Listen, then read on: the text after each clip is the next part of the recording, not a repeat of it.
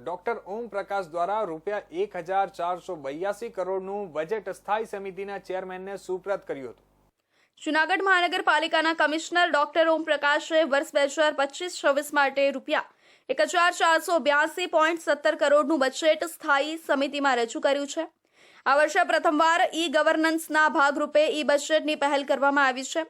કમિશનરે તેમના પ્રથમ બજેટમાં બેઝ રેટમાં 20% અને તમામ ભારણમાં 5%નો વધારો સૂચવ્યો છે। કોર્પોરેટરોના વિકાસ કામો માટે માસિક ₹80,000ની જોગવાઈ કરાઈ છે। શહેરના સર્વાંગી વિકાસ માટે અનેક મહત્વપૂર્ણ પ્રોજેક્ટ્સનો સમાવેશ કરાયો છે।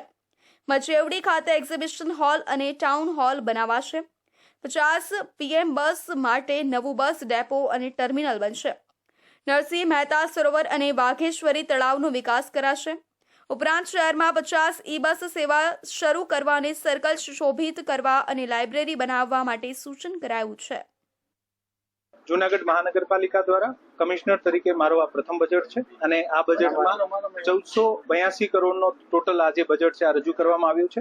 આ બજેટમાં આપણું બેઝ રેટ જે છે આમાં 20%નો વધારો અને તમામ ભાડાંમાં 5%નો વધારો મારા દ્વારા સ્ટેન્ડિંગ કમિટીના ચેરમેનશ્રીને રજૂ કરવામાં આવ્યું છે।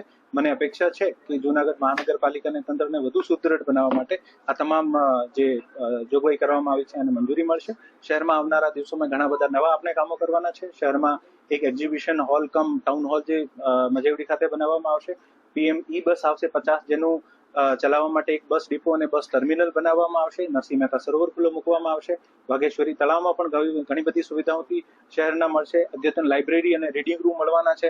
શહેરને ડસ્ટ ફ્રી સ્ટ્રીટ મળશે।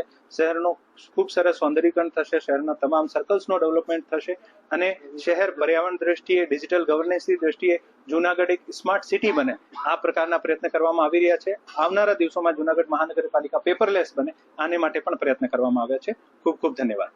મનપા ₹50 કરોડના મ્યુનિસિપલ બોન્ડ બહાર પાડવાનું આયોજન કરી રહી છે। ઈ વ્હીકલ ખરીદનારને વ્હીકલ ચાર્જમાં 1% માફી આપવામાં આવશે। 20 ચોરસ મીટરથી નાની મિલકતો, ઝૂંપડપટ્ટી અને કાચા મકાનોને ટેક્સ વધારામાંથી મુક્તિ અપાય છે। મનપાનો વર્ષ 2023-24નો કુલ રેવન્યુ ખર્ચ ₹137 કરોડ હતો। મહેકમ ખર્ચ ₹3.55 કરોડ છે। ઓપરેશન અને મેન્ટેનન્સ ખર્ચ હાલ ₹3.57 કરોડ છે, જે આગામી 5 વર્ષમાં વધીને ₹75 કરોડ થઈ શકે છે। આ બજેટ સ્થાયી સમિતિના અભ્યાસ બાદ જનરલ બોર્ડમાં રજૂ કરાશે।